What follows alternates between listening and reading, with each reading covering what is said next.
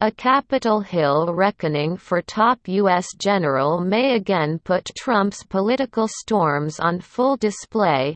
CNN, former President Donald Trump shows every sign of aspiring to a new presidency that would shake America's democracy to its core. But a highly charged congressional hearing Tuesday will underscore the institutional and political wreckage still smoldering in the wake of his first White House term. General Mark Milley, the chairman of the Joint Chiefs of Staff, is scheduled to appear before the Senate Armed Services Committee along with other senior Pentagon officials to testify over the chaotic withdrawal from Afghanistan. This issue is crucially important by itself, not least because of the deaths of 13 U.S. service personnel in Kabul in a suicide attack and the killing of Afghan civilians, including 7 children, in a botched U.S. drone strike last month. Milley, Defense Secretary Lloyd Austin and General Frank McKenzie, the head of Central Command, are expected to face a grilling on the much-criticized planning and execution of the end of America's longest war. But Milley's testimony may also open him up to questions about his last weeks and months serving Trump, highlighting how he has become one of the most politicized senior military leaders of recent times. He is one of several normally apolitical figures dragged into the partisan fray, largely due to extreme pressures imposed on the fabric of U.S. government, and the barriers that normally exist between politics and the military, by the former Commander-in-Chief. Milley is testifying on Capitol Hill for the first time since it came to light in several stunning new books that he took several steps motivated by an apparent belief that Trump was bent on staging a coup after his election loss and that the former president's volcanic temperament represented a grave national security risk. Milley's own apparent willingness to cooperate with the accounts exposing the fraught final days of the Trump presidency has, meanwhile, opened him to criticism that he is playing his own political games. Milley was already a controversial figure after being forced to apologize for accompanying Trump to a notorious political photo op in Washington in the wake of George Floyd's death at the hands of a Minneapolis police officer in May 2020. The stunt took place in Lafayette Square not long after the area had been violently cleared of demonstrators.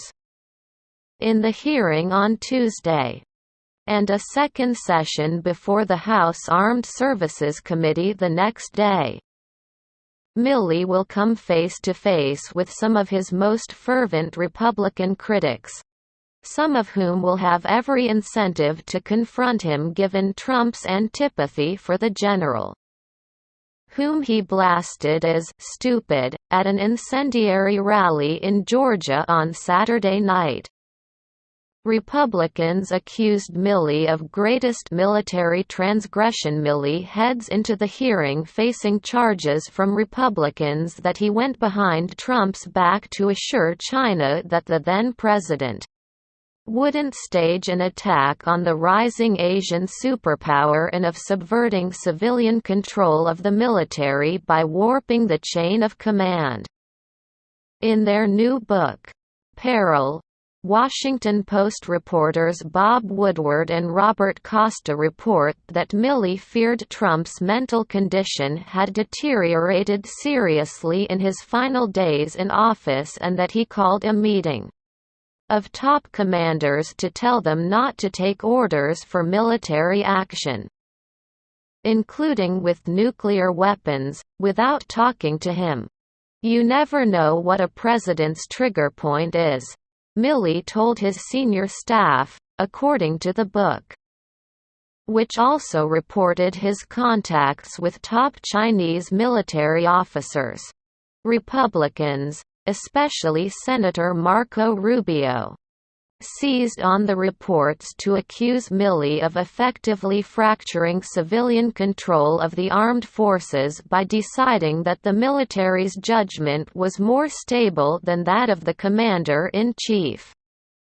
The Florida senator demanded that Biden fire Milley, and accused him of contemplating a treasonous leak to the Chinese Communist Party. According to Perel, Milley made 2 calls across the Pacific after becoming concerned that Beijing feared Trump's volatile mood after losing the Oval Office could lead him to lash out militarily. On a trip to Europe earlier this month, Milley said the contacts were nothing out of the ordinary but pledged to talk about his conduct in the post-election period at the hearing if asked. These are routine calls in order to discuss issues of the day, to reassure both allies and adversaries in this case. In order to ensure strategic stability, Milley told several reporters traveling with him on a military jet, The Wall Street Journal reported. "I will go into any level of detail Congress wants to go into," he said. During the Washington storm over the book, Biden said he had "great confidence" in Milley, but that is unlikely to spare the general an uncomfortable time before his top critics, some of whom are on Tuesday's panel. Senator Marsha Blackburn of Tennessee, for instance, said Milley, Biden, Austin. Vice President Kamala Harris and Secretary of State Antony Blinken and others should resign or be impeached over the Afghanistan withdrawal. Another pro-Trump GOP committee member, Sen. Josh Hawley of Missouri, who was among the lawmakers who challenged the certification of Biden's election victory, accused Milley of breaking the chain of command. Fears of a coup. Milley's appearance before the hearing also comes amid a flurry of new disclosures about the tumultuous events leading up to the U.S. Capitol insurrection by a mob incited by the ex-president on January 6. In one, CNN published a memo by a pro-Trump lawyer detailing steps then Vice President Mike Pence could take to block the certification of Biden's election victory, which was first revealed in Peril, in an earlier book, which also appears to have benefited from the cooperation of Milley or those around him. I Alone Can Fix It, by Post reporters Carol Leonig and Philip Rucker. The chairman of the Joint Chiefs was revealed to have had his own foreboding feelings about a possible coup. He is quoted as telling aides that Trump was the classic authoritarian leader with nothing to lose, and that the United States could be facing a Reichstag moment, referring to the fire at the German parliament used as a ruse by Adolf Hitler's Nazi Party to cement power in the 1930s. These are stunning reports, which Milley has yet to fully address in public since they emerge. And again, there must be questions over whether the top uniformed military officer has allowed himself to get too sucked into political tumult, but at the same time, and as was also the case in the notorious moment in Lafayette Park, no chairman of the Joint Chiefs in the modern era has faced the kinds of extreme circumstances that Milley stared down. A factor that historians are likely to consider when they assess his role. The idea that a defeated commander-in-chief might plot a coup, apparently validated by subsequent revelations, would have been unthinkable before Trump. And no modern president has torn at the conventions of political and military procedure like Trump.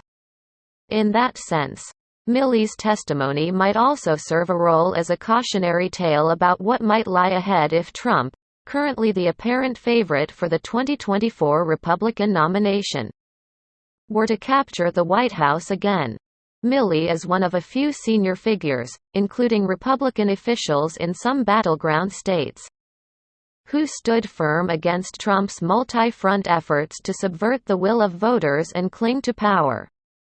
It is far from clear that Milley did subvert the civilian chain of command. Contacts with Chinese military officers are routine in the event. There was no order for politically motivated military action from Trump.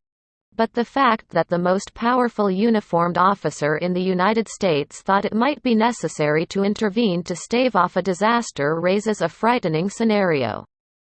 And it may invite debate about the current system, under which a president has streamlined power to order a nuclear attack within minutes, a process in which the chairman of the Joint Chiefs is not directly involved. It also seems unlikely that Trump, if he were to win a second term, would take any chances on naming top military brass who he was not convinced were totally loyal to his cause.